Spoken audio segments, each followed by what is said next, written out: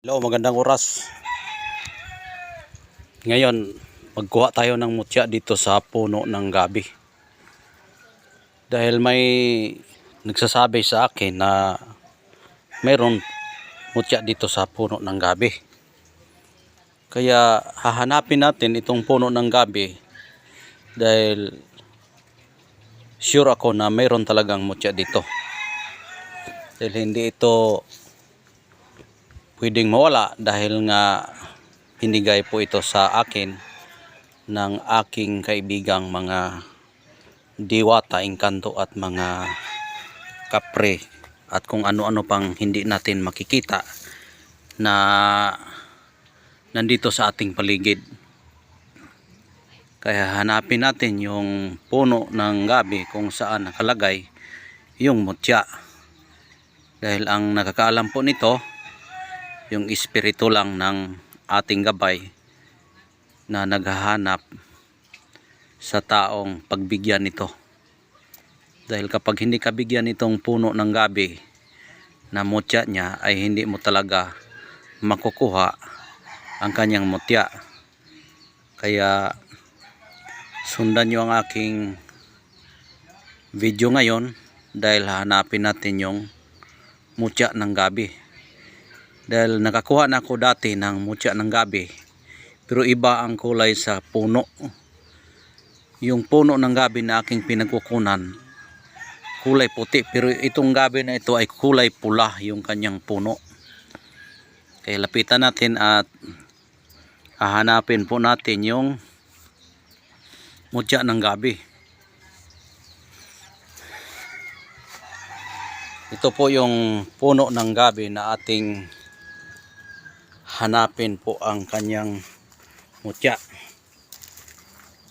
Ayon sa mga matatanda, itong puno ng gabi, kapag makakuha ka ng mutya na hindi ka mabasa, liliwas po yung mga bala at malayo sa disgrasya.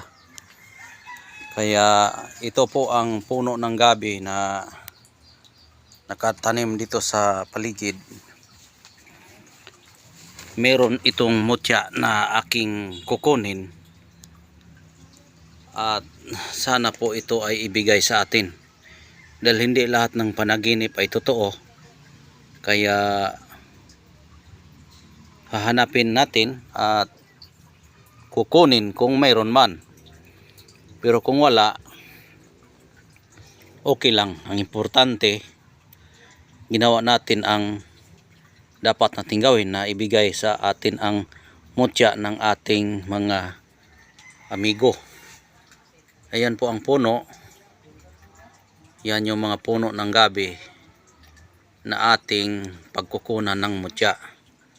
Ang kulay sa puno niya, ganyan po ang kulay, may pagkapula-pula sa gilid. Ayan o, kulay tapol po yan sa amin. Ayan, hindi lang basta dyan lang yan ang gabihan, pati dito rin meron din. Marami ang gabihan. Ayan po yung mga puno ng gabi. Ayan. Kaya hahanapin natin yung mutya dyan na nakalagay. Ayan. Pero bago natin sisimulan yung paghanap, siyempre magpaalam tayo sa may-ari. Dahil ang may-ari po nito ay yung kaharian na mga engkanto. Dahil yung panaginip kasi kailangan pa na tumuktok tayo sa kanilang pintuan o kanilang tahanan.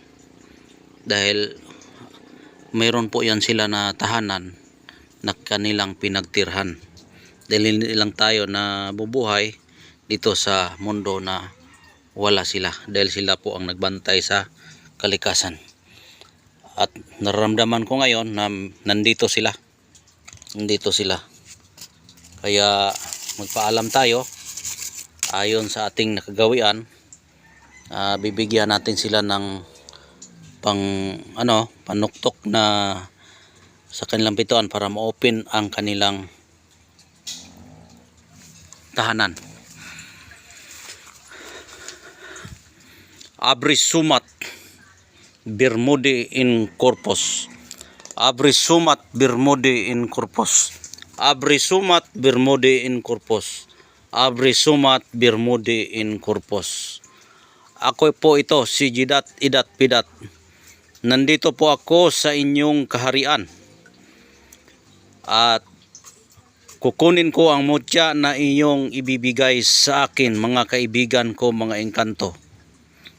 Abrisumat bermude in corpus. Abrisumat bermude in corpus.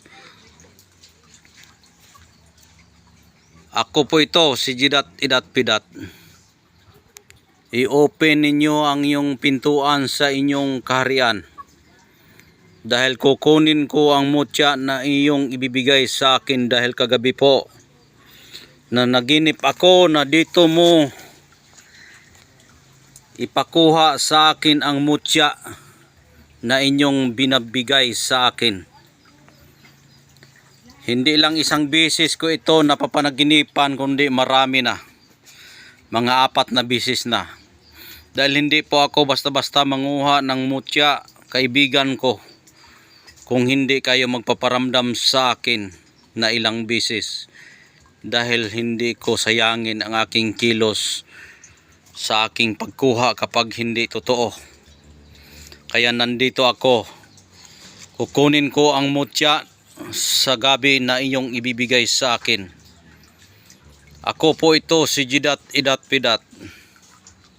Yan. Saan mo ilalagay ang mutya? Dito ba? Wala. Hilain mo ang aking kamay kung saan mo ilalagay. Saan?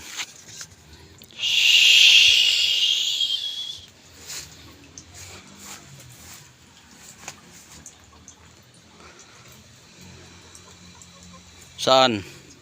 Doon? Sige. Puntahan ko.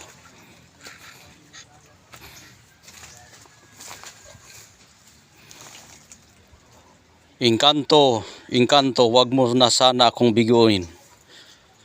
Hilain mo ang aking kamay sa pamamagitan ng inyong kapangyarihan o power. Power na hindi makikita ng ordinaryong tao. Hilain mo ang aking kamay at iparamdam mo sa akin ang kapangyarihan mo upang makuha ko ito.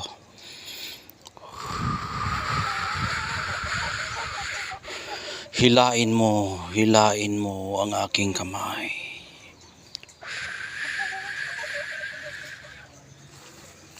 Hilain mo. Saan mo nilagay? Dito.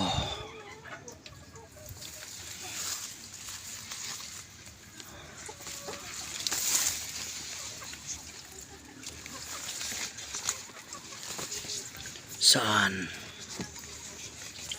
Dito ba?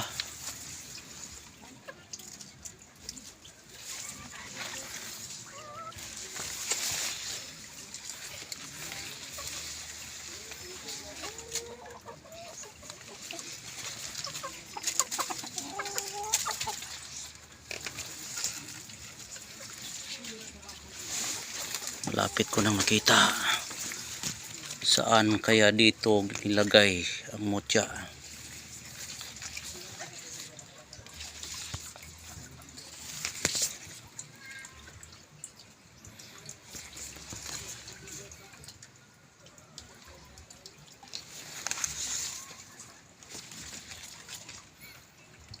Huwag mo na akong pahirapan. Nararamdaman ko na nandito yan.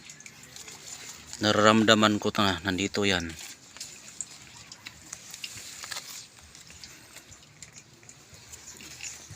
Oh.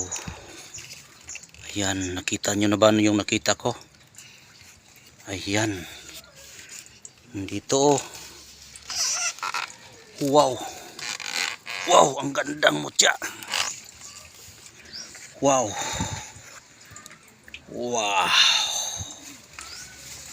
Wow. Napakaganda. Napakaganda. Ayan po. Ayan po yung mutya.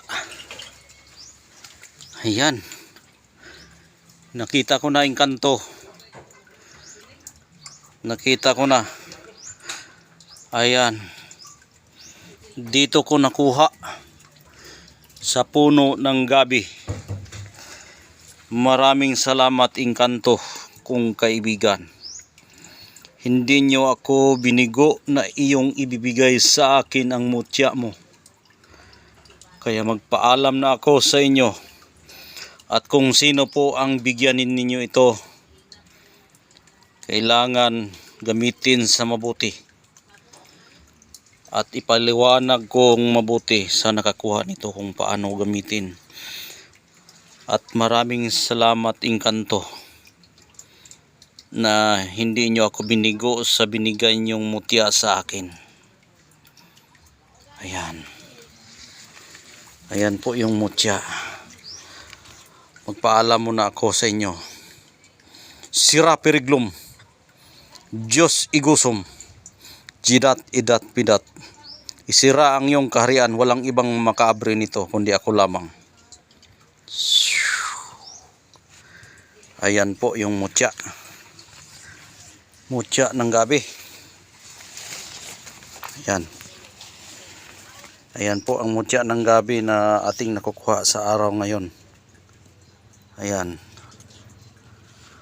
Napakagandang mutya. Ayan. Kaya kung sino mang bibigyan nito at pagkalooban nito ay aking bibigyan at ipadaan sa tamang proseso ang paggamit nito para pwede itong magamit sa mabuti. Kaya hanggang dito na lang. Maraming salamat po. God bless po sa inyong lahat.